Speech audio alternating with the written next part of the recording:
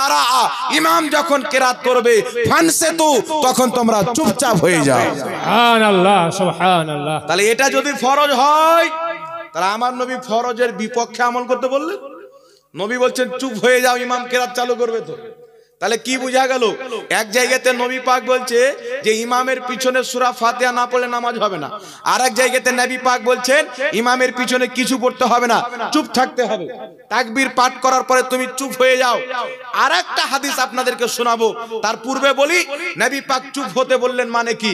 এক জায়গায় বলছে সূরা ফাতিহা না পড়লে নামাজ হবে না, আর এক জায়গাতে বলছেন যে ইমামের পিছনে তেলাওয়াত করা যাবে না, চুপ থাকতে হবে। তাহলে কি বোঝা গেল?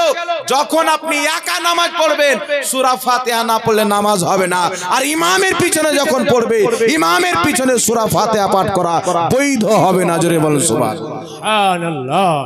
স্পষ্ট হলো কি হলো না? এবার শুনেন, এরা ফরজ বানিয়ে ফেলেছে, একটা হাদিস নিয়ে আর ফরজ বানিয়ে ফেলেছে। এটাই তো নিকৃষ্ট বিদআত। যারা মনে করে ইমামের পিছনে সূরা ফাতিহা না পড়লে নামাজ হবে না, এদের চাইতে বড় বিদআতি আর কে হতে পারে? আর একটা হাদিস দিচ্ছি শুনেন, এখানে একটা চালাকি থেকে যাচ্ছে, বলবে আমাকে বলেছিল, তাই আপনাদেরকে ক্লিয়ার করে দিচ্ছি। বলছে হুজুর এশার নামাজে কেরাত শুনতে পাই যে ইমাম সাহেব কেরাত করছে, মাগরিবের শুনতে পাই, ফজরের শুনতে পাই কেরাত করছে, জোহর আর আসর তো শুনতে পাই না, তখন তো পাঠ করতে হবে। আমি বললাম শুনো, তিরমিজি শরীফের মধ্যে ইমাম তিরমিজি হাদিসটি উল্লেখ করেছেন। হাদিসটি উল্লেখ করার পর ইমাম তিরমিজি বলছেন হাদা হাদিসু হাসানুন সহিহুন, এই হাদিসটি হচ্ছে সহিহ হাদিস। হাদিসটি কি? সাইয়েদনা জাবির ইবনে আব্দুল্লাহ রাদিয়াল্লাহু তাআলা আনহু বলছে, শুনো, যেই ব্যক্তি সূরা ফাতিহা পড়লো না তার নামাজ হলো না, ইল্লা আইয়াকুনা ওয়ারাল ইমাম, কিন্তু ইমামের পিছে থাকলে পড়তে হবে না। সুবহানাল্লাহ। তো তোমরা জোহর আসরে ইমামের পিছে থাকো না আগে? জি, পিছে থাকে না আগে? তাহলে কি বুঝা গেল? জোহরের নামাজে ইমামের পিছে, ঈদের নামাজে ইমামের পিছে, 5 ওয়াক্তের নামাজে ইমামের পিছে। তাহলে বুঝা গেল ইমামের পিছনে কেরাত পাঠ করা বৈধ না। জোরে বলেন। এবার আল্লাহর কোরআন কি বলছেন? ওয়াইদা কুরিয়াল কুরআন ফাসতামিউ লাহু ওয়ানসিতু লাআল্লাকুম তুরহামুন।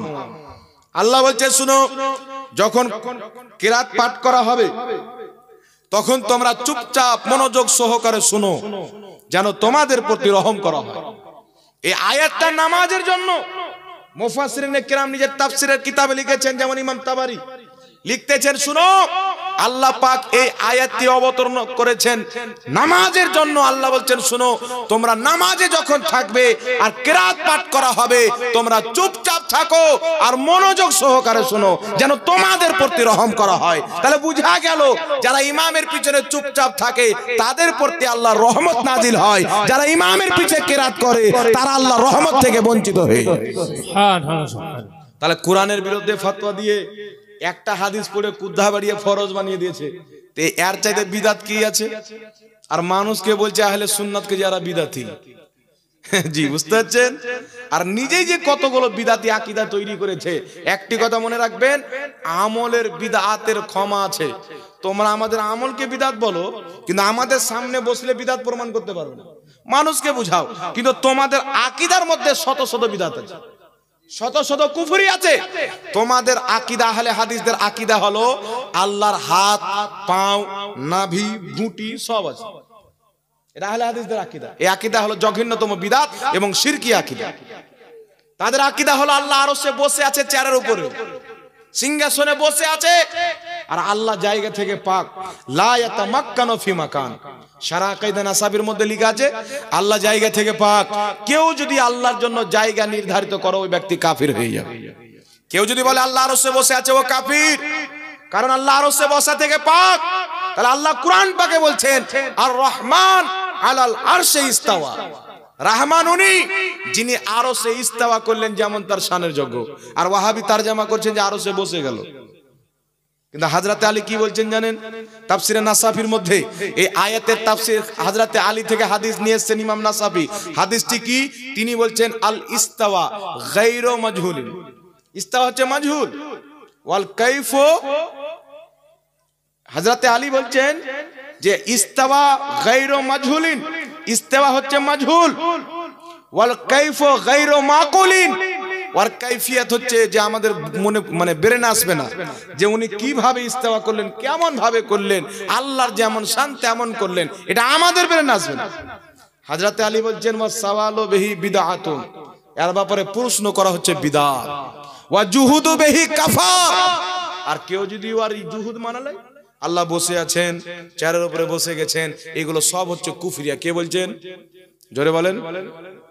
হযরতে আলী, তো হযরতে আলী যে মানা এই আয়াতের নিয়েছেন, আমরা আহলে সুন্নাত ওয়াল জামাত নিয়েছি। জোরে বলেন সুবহানাল্লাহ। সুবহানাল্লাহ। আর এই আয়াতের মানা যারা বলেছে আল্লাহ আরশে বসে আছেন, তারা কুফরি করেছে, বেঈমান হয়ে ইসলাম থেকে বেরিয়ে গেছে। এটা হচ্ছে বিদআতি আকীদা। কেন? এই জন্য যে আল্লাহ জায়গা থেকে পাক, বসা থেকে পাক, উঠা থেকে পাক। সুবহানাল্লাহ। আল্লাহকে বসার প্রয়োজন নাই। যখন জায়গা ছিল না তখন আল্লাহ ছিল কি ছিল না? আচ্ছা বলেন তো, জায়গা সৃষ্টি না স্রষ্টা? সৃষ্টি না? জায়গা হচ্ছে সৃষ্টি, আল্লাহ হচ্ছে স্রষ্টা। তো জায়গা সৃষ্টি আর মানে জায়গা পরে হয়েছে, আগে ছিল না। কিন্তু আল্লাহ ছিল কি ছিল না? তাহলে কি বুঝা গেল? যে জায়গাকে সৃষ্টি করেছেন আল্লাহ, তাহলে জায়গার মুহতাজ আল্লাহ না। জায়গা যখন ছিল না তখন আল্লাহ ছিল। জোরে বলেন সুবহানাল্লাহ। এই নামদারি আহলে হাদিস যারা মানুষকে কুফরি আকীদা দিয়ে ইহুদি বানাচ্ছে, ইহুদিদের কিতাব পড়েন, তাদের আকীদাতে আল্লাহর আকার আছে। নাসরানীদের আকীদা আল্লাহর আকার আছে, কিন্তু ইসলামের আকীদা হলো আল্লাহর কোনো আকার নাই। তাই আমার নবী বলেছিলেন আল্লাহু নূর, আল্লাহ হচ্ছে নূর। জোরে বলেন সুবহানাল্লাহ। সুবহানাল্লাহ। নূরের আকার হয়? জি, নূরের আকার হয়। রাসূল পাক বলেছেন, মুসলিম শরীফের মধ্যে হাদিস আছে, আরো অনেক কিতাবের মধ্যে আল্লাহ নিজেই বলেছেন আল্লাহু নূরুস সামাওয়াতি ওয়াল আরদ, আল্লাহর নূর জমিন আকাশে। জোরে বলেন সুবহানাল্লাহ। আর এ বলছে আল্লাহর হাত আছে, আল্লাহর পাও আছে। দলিল কি? আল্লাহ কোরআন পাকে বলেছেন ইয়াদুল্লাহ, আল্লাহর হাত আছে, ওয়াজহুল্লাহ, আল্লাহর চেহারা। আল্লাহ নিজের পায়ের কথা বর্ণনা করেছেন কোরআন পাকে। তো হাত পাও যদি না থাকে তাহলে আল্লাহ বয়ান কেন করলেন? আচ্ছা বলেন তো, একটা মানুষকে যদি বুঝাতে যান তাহলে মানুষের মতন না বুঝাইতে হবে? জি, আপনার দোকানের সামনে একটা কুকুর এসে ঘাউ ঘাউ করছে, তাহলে ওকে যদি মানুষের মতন বলেন যে এই কুকুর ভাই যা, চলো চলে যাও, যাবে? কুকুরকে বুঝাতে হবে ওর মতন করে, একটা হাতে লাঠি নিতে হবে, তাহলে একটা ধমক দিতে হবে, না কি বলেন? কিন্তু মানুষকে যখন বলবেন বাবজি একটু সরেন তো, ভাই একটু সরেন তো, ঠিক না ঠিক? এইভাবে বলতে হবে। তো আল্লাহ তাবারাক ওয়া তাআলা মানুষকে যে বুঝাবেন, তাই আল্লাহ তাবারাক ওয়া তাআলা নিজের কুদরতকে বুঝার জন্য কোন সময় হাতের কথা বলেছেন, পায়ের কথা বলেছেন, চেহারার কথা বলেছেন। তাফসিরে মাতুরিদি পড়েন, তাফসিরে বাইজাবি পড়েন, আপনার তাফসিরে রাজি পড়েন, তাফসিরে জালালাইন পড়েন। কুরআন পাকের যারা তাফসির লিখেছেন তারা এটাই মানা করেছেন, আল্লাহ যেখানে হাত বলেছেন, পাও বলেছেন, চেহারা বলেছেন, এ দ্বারা আল্লাহ নিজের কুদরতকে বুঝিয়েছেন। বল সুবহানাল্লাহ। সুবহানাল্লাহ। আল্লাহ কাকে বুঝিয়েছে? নিজের কুদরতকে। তো আল্লাহর আকার মেনে তুমি তো কাফির হয়ে গেছো, তাহলে তুমি নামাজ নিয়ে কি করবে? আস্তে আমিন না জোরে আমিন? তুমি তো মুসলমানই না, তাহলে রাফায়দান নিয়ে কি করবে তুমি? তোমার আকীদার মধ্যে বিদআত আছে, তাই নিজের আকীদাকে চেঞ্জ করো। আহলে সুন্নাত ওয়াল জামাতের আকীদা মানার পর তুমি নামাজ পড়ো, তোমার নামাজ আল্লাহ কবুল করবে। জোরে বলেন সুবহানাল্লাহ। তাহলে কি বুঝা গেল? ইমামের পিছনে কিরাত করা যাবে না। তাই জামেউল আহাদিসের মধ্যে স্পষ্ট হাদিস রয়েছে, রাসূল পাক বলছেন যে হাদিসটি হাসান পর্যায়ের হাদিস। রাসূল পাক সাল্লাল্লাহু আলাইহি সাল্লাম বলছেন, যেই ব্যক্তি ইমামের পিছনে কিরাত করলো তার নামাজ নষ্ট হতেই থাকলো, বরবাদ হতেই থাকলো। তাই ইমামের পিছনে নামাজ আদায় করা, এই কিরাত করার নাম হচ্ছে মাকরুহে তাহরিমি, নাজায়েজ, হারামের অন্তর্ভুক্ত গুনাহ কাবীরা। তাই ইমামের পিছনে কিরাত করা যাবে না, মাকরুহ তাহরিমি। যে কিরাত করবে তার নামাজ হবে না, দ্বিতীয়বার তাকে নামাজ পড়তে হবে। এটাই ফুকাহায়ে কেরাম ফয়সালা দিয়েছেন কোরআন ও হাদিসের আলোতে। তাই একটি হাদিস নিয়ে মাযহাব মানা যাবে না। তাই যারা এগুলো ফতোয়া দেয়, এই মৌলবি থেকে সাবধান থাকতে হবে। আর যুক্তি দিচ্ছে যে হানাফিদের মানুষ মরে যায় তো সবাই জোরে জোরে কিরাত করে, তখন টেনশন নাই। আর ইমামের পিছনে কিরাত করলে দোষ হয়ে যায়। বেটা নবী পাক নিষেধ করেছে তো কেন করবি? তুই দেখিয়ে দে যে নবী পাক বলেছেন মৃত্যু ব্যক্তির পাশে কুরআন তেলাওয়াত করিও না, আমরাও বান করে দেব। কিন্তু আমার নবী বলছেন, শুনো, তোমরা মৃত্যু ব্যক্তির পাশে ইয়াকরাউনা সূরা ইয়াসিন, জোরে বলেন ইয়াসিন, কুরআন পাকের সূরা ইয়াসিন পাঠ করো মৃত্যু ব্যক্তির পাশে। আমার নবী বলেছেন, তাই আমরা পাঠ করি। কিন্তু আমার নবী বলেছেন যে ইমামের পিছনে সূরা ফাতিহা পাঠ করো। একটা কোনো মায়ের লাল থাকলে হাদিস দিয়ে দেখ। যত হাদিস আছে সব জুজুল কেরাত থেকে ইমাম বুখারীর সব জয়ীফ আর জাল হাদিস দিয়ে মানুষকে গোমরাহ করা হচ্ছে। কিন্তু সহিহ হাদিস হলো ইমামের পিছনে কেরাত করা চলবে না। জোরে বলুন সুবহানাল্লাহ। আমার নবী নিষেধ করেছে, আমরা ওই হাদিসকেও মানি, এই হাদিসকেও মানি। একা যখন থাকি ইমামের পিছে কেরাত করি না, আর এই করি, আর ইমামের পিছনে যখন থাকি কেরাত করি না। জোরে বলুন সুবহানাল্লাহ। সুবহানাল্লাহ। এখানে আরেকটি মাসলা দাঁড়াচ্ছে আমাদের সমাজের মধ্যে, ফরজ নামাজের পর দোয়া নিয়ে। আপনাদের বাঙ্গালের একটা সিস্টার আছে, একবারে জাহিল, ও তো ওর বাপ পর্যন্ত কোনো মাদ্রাসায় যায়নি। আর কিছু অন্ধ ভক্ত আছে, জাহিলকে কেউ যদি নিজের ইমাম বানায়, নিজের অভিভাবক বানায়, তাহলে ওই ব্যক্তির ঠিকানা কোথায় হবে? বলেন, জাহান্নাম হবে না? আরে জাহিল যেটা জানে না ওটা তোমাকে ভুল ভাল বলে জাহান্নামে নিয়ে যাবে। এই জন্য তো তোমরা ইমামের পিছনে কেরাত করছো, নাজেজ কাজ করছো, অবৈধ কাজ করছো। শুনেন, এ ব্যক্তি মানুষকে গুমরাহ করছে যে ফরজ নামাজের পরে সম্মিলিত দোয়া করার কোনো হাদিস নাই, সহিহ হাদিস নাই, তার কারণে বিদআত। কিন্তু জায়েজের জন্য জয়ীফ হাদিসই যথেষ্ট। কোন জিনিসের বৈধ হওয়ার জন্য জয়ীফ হাদিস যথেষ্ট। আর কোন হাদিসকে হারাম বলার জন্য শুধু জয়ীফ হাদিস আর হাসান হাদিস দিয়ে হবে না, সহিহ মুতাওয়াতির হাদিস লাগবে। জোরে বলুন সুবহানাল্লাহ। নাসে কাতাই থেকে দলিল দিবে, অকাট্য প্রমাণ লাগবে। কিন্তু ফরজ নামাজের পরে সাহাবায়ে কেরাম দোয়া করেছেন, সম্মিলিতভাবে দোয়া করেছেন। এরা জানার পরে মানুষকে গোমরাহ করে। আমি দলিল দিচ্ছি, শুনেন। আহলে হাদিসদের গুরু ইবনে কাসির নিজের কিতাব আল বেদায়া ওয়ান নিহায়ার মধ্যে লিখতেছেন, নবী পাকের বিখ্যাত সাহাবী হযরতে আলা হাজরামি রাদিয়াল্লাহু তাআলা আনহু অনেক সাহাবা সহ কোন জায়গা থেকে আসতেছিলেন, রাস্তায় মরুভূমি এলাকাতে রাত্রি হয়ে গেল, তিনারা ঘুমিয়ে পড়লেন।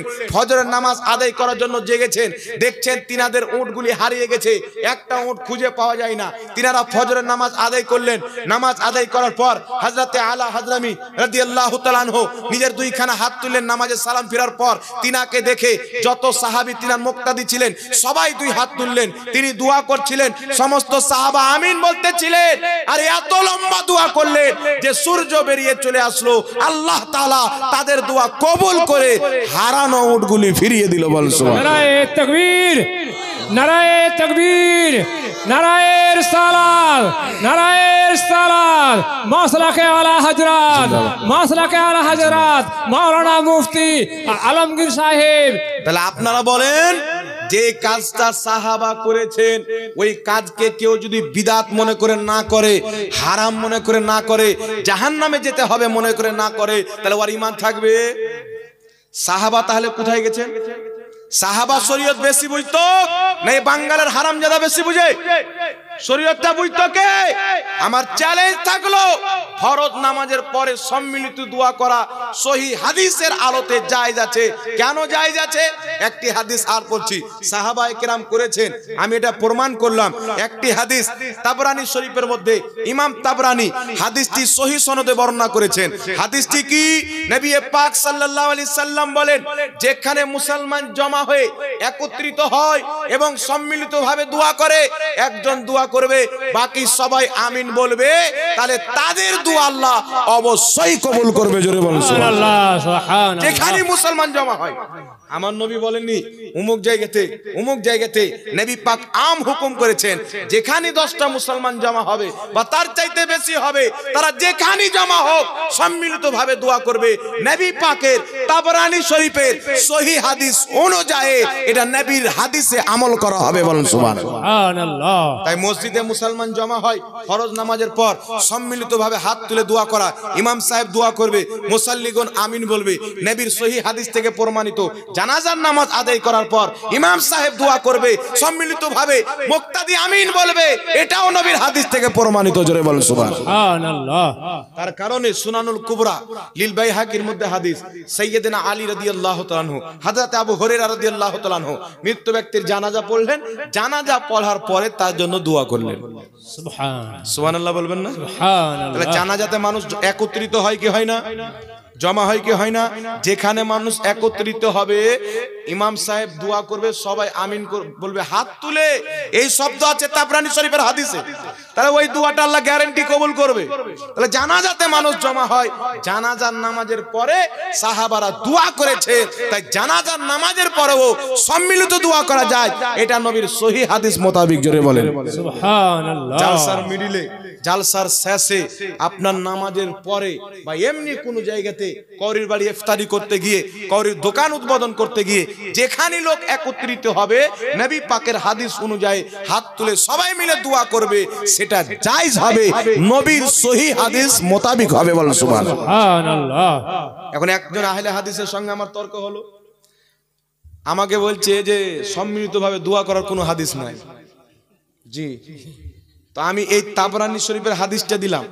নবী পাক বলছেন যেখানে মুসলমান একত্রিত হবে, একত্রিত হয়ে সম্মিলিতভাবে দোয়া করবে, হাত তুলে ইমাম সাহেব দোয়া করবে, বাকি সবে আমিন বলবে, তো আল্লাহর কাছে যা চাইবে আল্লাহ তাদেরকে তাই দিবে। এই হাদিসটা পাঠালাম, তো আমাকে বলছে যে এখানে নামাজের পরে উল্লেখ কোথায় আছে? তা আমি বললাম তাহলে কোথাকার জন্য আছে বলো? বলছে জায়গার কথা বলা নাই। আমরা নবী পাক জায়গার কথা এই জন্য বলেননি যে সব জায়গাতেই যাই। জোরে বলেন সুবহানাল্লাহ। ফরজ নামাজের পরেও যাই, জানাজার নামাজের পরেও যাই। আর নবী পাক যদি বলতেন যে ফরজ নামাজের পর বাদ দিয়ে দোয়া করিও, তাহলে ফরজ নামাজের পর দোয়া করা বিদআত হতো। নবী পাক বলেনি তুমি শরীয়তে ট্যাং ভরছো, শরীয়তটা তো তোমার বাপের না, তোমার উপরে তো ওহী নাজিল হয়নি, ওহী নাজিল হয়েছে মুস্তাফার উপরে। মুস্তাফা জানে রহমত আম হুকুম করেছে মুসলমান যেখানেই তোমরা জমা হবে সম্মিলিতভাবে দোয়া করবে, আল্লাহর কাছে যা চাইবে আল্লাহ তোমাদেরকে তাই দিবে। তাই ফরজ নামাজের পরে মসজিদে দোয়া করা যায় সম্মিলিতভাবে, জানাজার নামাজের পরে সম্মিলিতভাবে দোয়া করা জায়েজ আছে। বলেন সুবহানাল্লাহ। তাই বিরাদর ইসলাম, হাদিসকে রাসূল পাকের বুঝতে হবে। আমার আপনার নবী বলেছেন আস-সাদকাতু তারাদ্দুল বালা, হাদিস শরীফের মধ্যে আছে। দান মুসিবতকে দূর করে। দান কাকে দূর করে? মুসিবতকে দূর করে। নবী পাক বলেছেন তোমরা আল্লাহর রাস্তায় দান করো। আমরা অনেক মাদ্রাসার নামে দান করি, কি করি না? জি, তাহলে আহলে হাদিসরা মাদ্রাসার নামে দান লাই গিলাই না? তাহলে এই ওয়াহাবিদেরকে বলবেন যে মাদ্রাসার নামে দান করো, এটা আমার রাসূল পাক কোথায় বলেছেন দেখাও, দেখাতে পারবে? রাসূল পাক বলেছেন আল্লাহর রাস্তায় দান করো। যেখানে আল্লাহর কাজ হয়, দ্বীনের কাজ হয়, সেখানে দান করা জায়েজ হয়ে গেল। নবী নির্ধারিত করলেন না। নবী পাক যদি বলতেন যেখানে ইচ্ছা সেখানে দান করো, কিন্তু মাদ্রাসায় দান করিও না, তাহলে মাদ্রাসার জন্য দান করা নিষেধ থাকতো, বাকি সব ভালো জায়গায় জায়েজ থাকতো। নবী পাক যদি বলতেন মসজিদে করো, বাকি কোনো জায়গায় করিও না, তাহলে মসজিদই জায়েজ হতো, বাকি কোনো জায়গায় জায়েজ হতো না। কিন্তু নবী পাক বলেছেন তোমরা আল্লাহর রাস্তায় দান করো, সেটা মাদ্রাসায় হোক, মসজিদে হোক, যেখানে দ্বীনের কাজ করা হবে নবীর হাদিস অনুযায়ী সেখানে দান করা বৈধ হবে। সুবহানাল্লাহ। কথা এবার আমি যদি জিজ্ঞাসা করি যে আহলে হাদিস বলো তো মাদ্রাসাতে দান করো আমার নবী কোথায় বলেছেন? তাহলে তো তোমাদের ফতোয়া অনুযায়ী মাদ্রাসায় দান করা বিদআত, কারণ আমার নবী করেননি মাদ্রাসায় দান, সাহাবায়ে কেরাম করেননি। আমার নবী বলেননি যে মাদ্রাসাতে দান করো। তাহলে নবী যেটা বলেননি, নবী যেটা করেননি, তোমরা করে তো জাতিকে বিদআতি বানাচ্ছ তোমাদের ফতোয়া অনুযায়ী, না কি বলেন? জোরে বলেন। তো তাদের ফতোয়া অনুযায়ী তারাই তো জাহান্নামী হচ্ছে। তাই বিরাদর ইসলাম খবরদার সাবধান থাকতে হবে। আমার নবী আম হুকুম করেছেন সম্মিলিত দোয়া করতে, আর নবী পাক বলেছেন যখন সম্মিলিতভাবে হাত তুলে মানুষ দোয়া করে আল্লাহ পাক তাদের দোয়া কারেন্টের মতন কবুল করে। সুবহানাল্লাহ। যা চাই আল্লাহ তাই দেয়। তার কারণে মুসলমান ফরজ নামাজের পরে অবশ্যই দোয়া করবেন। এটা নবীর হাদিস মোতাবেক একে কোনো মায়ের লাল বিদআত প্রমাণ করতে পারবে না। বিদআত কাকে বলে? যার কোনো ওজুদই নাই, যার কোনো অস্তিত্ব নাই, যেটা সুন্নাত বিরোধী কাজ, ইজমা বিরোধী কাজ, কিয়াস বিরোধী কাজ, সেই কাজকে বিদআত বলা হয়। যার কোনো আসল নাই, কিন্তু সম্মিলিত দোয়া নবীর সহিহ হাদিস থেকে প্রমাণিত আছে। বলেন সুবহানাল্লাহ। এমন কি যে ফরজ নামাজের পরে দোয়া, এটাও হাদিস থেকে প্রমাণিত। সুবহানাল্লাহ। সাহাবায়ে কেরাম করেছেন আল বিদায়া ওয়ান নিহায়া। এইবার চলে আসেন আরেকটি মাসলা আপনাদের সম্মুখে এবার বয়ান করব। একটা ভেড়া বেরিয়েছে কলকাতার দিকে। জি, ও বলছে মুর্শিদাবাদে কাকে বলছে জান না? ওই যে বড় পাগড়ি বানে, গুটকা খায়, গুটকাখোর মৌলবি। কি মৌলবি? গুটকাখোর মৌলবি। ওর মুখে কিন্তু মানায় না, কারণ ওই মৌলবি নিজে কি খায় আমার কাছে খোঁজ আছে। চায়ের দোকান থেকে বেরিয়েছে আর ওর ড্রাইভার লাগাচ্ছে খাইনি। তাহলে তাহলে ড্রাইভার যখন খাইনি খাচ্ছে তো ও তো খাবে না, কি বলেন? আর ও যদি না খায়, ওর ড্রাইভার খাচ্ছে কিনা হারাম ওর জিনিসের সামনে। আপনার সামনে আমার ড্রাইভার যদি মদ খায় আর আমি যদি ওকে ইচ্ছা করে ড্রাইভার রাখে, আমার গুনাহ হবে না? ওকে শুধরাতে হবে কি হবে না? তোরা একবারে লাগাচ্ছে খাইনি, বেড়া মনে করছে খবর নাই, আর আমাদেরকে বলছে গুটকা খা। এই হারাম খোরপীর বলছে যে উটের পেশাব পান করা যায়। এদের একজন মৌলবি বলছে যে বীর্য পাক, খেলে খেতেও পারে, না খেলে না খেতে পারে। জি, আমার কাছে ভিডিও আছে আলহামদুলিল্লাহ। তাহলে ওদের ফাতোয়া অনুযায়ী ওরা তো মুতখোর হলো না, বীর্যখোর হলো না? তাহলে মুত খাবার চাইতে, বীর্যত খাবার চাইতে গুটকা খাওয়া 1000 গুণ ভালো। কি ভালো? তো তোর মুত খাবার চাইতে গুটকা খোর মানে ভালো, তোরা তো মুতখোর। আর মুতখোর মৌলবি বলছে গুটকা খোর, ওর মুখে কুত্তা ধরে মুতিয়ে দিতে হবে না? জি, তাই হারামখোর ওয়াহাবি মৌলবি হইতে সাবধান। উনি একজন মৌলবি কোন পান খাচ্ছে, ওয়াকি জিজ্ঞাসা করছে বলছে গুটকা খোর। আর তোমাদের কিতাবের মধ্যে লেখা আছে যে মানুষ ব্যতীত সমস্ত জানোয়ারের পেশাব পাক। আহলে হাদিসদের কিতাব ওয়াহিদুজ্জামান লিখতেছে হাদিয়াতুল মাহদির মধ্যে গরুর পেশাব পাক, উটের পেশাব পাক, কুকুরের পেশাব পাক। তাহলে তোমরা তো কুকুরের পেশাব পর্যন্ত পান করে নিবে, পেশাব খোর কোথাকার, তো আমাদেরকে গুটকা খোর কেন বলছো? আর একটা কলকাতার এইদিকে বর্ধমানের পোল্ট্রি মুরগি বেরিয়েছে, দেখেছেন? পোল্ট্রি দেখবেন 2-1 দিনে বড় হয়ে গেল, প্যাট এইদিকে ঢিলে এইদিকে। ওর শরীর যদি দেখেন তো বুঝতে পারবে না যে ওই স্টেজ আসছে না ওর স্ত্রী আসছে, এত শরীর এদিক ওদিক হয়ে গেছে, বুঝতে পারলে? এই পোল্ট্রি মুরগি বলছে যে সুন্নি জামাতের মৌলবীরা হচ্ছে গুটকা খোর, কিন্তু ওদের জামাতের মৌলবি কি খায়? লিখছে কাউয়ার মাংস খাওয়া সওয়াব, মন্দিরের প্রসাদ খাওয়া যায়। ফাতাওয়া রশিদিয়ার মধ্যে তবলিগি জামাতের প্রতিষ্ঠাতা আপনার রশিদ আহমদ গাঙ্গুহি লিখেছে মন্দিরের প্রসাদ খাওয়া যায়, কাউয়ার মাংস খাওয়া সওয়াব। তো কালো কাওয়া খা না, তোকে কে মানা করছে? কালো কাওয়া খা, মুত খা। আর আশরাফ আলী থানভী তোদের মুজাদ্দিদ লিখেছে আঙুলে যদি না পাক লেগে যায় 3 বার চেটেলেন পাক হয়ে যাবে। জি, তো তোমরা গু চাটো, মুত চাটো, আমরা তো মানা করিনি। আর তোমাদের জন্য গুই ভালো লাগে, আমাদের নসিবে মহরমের খিচড়ি আছে, গস পাকের মুরগা আছে, এটা তোমাদের ব্যাপার যে তোমাদের নসিবে গু আর মুত আছে।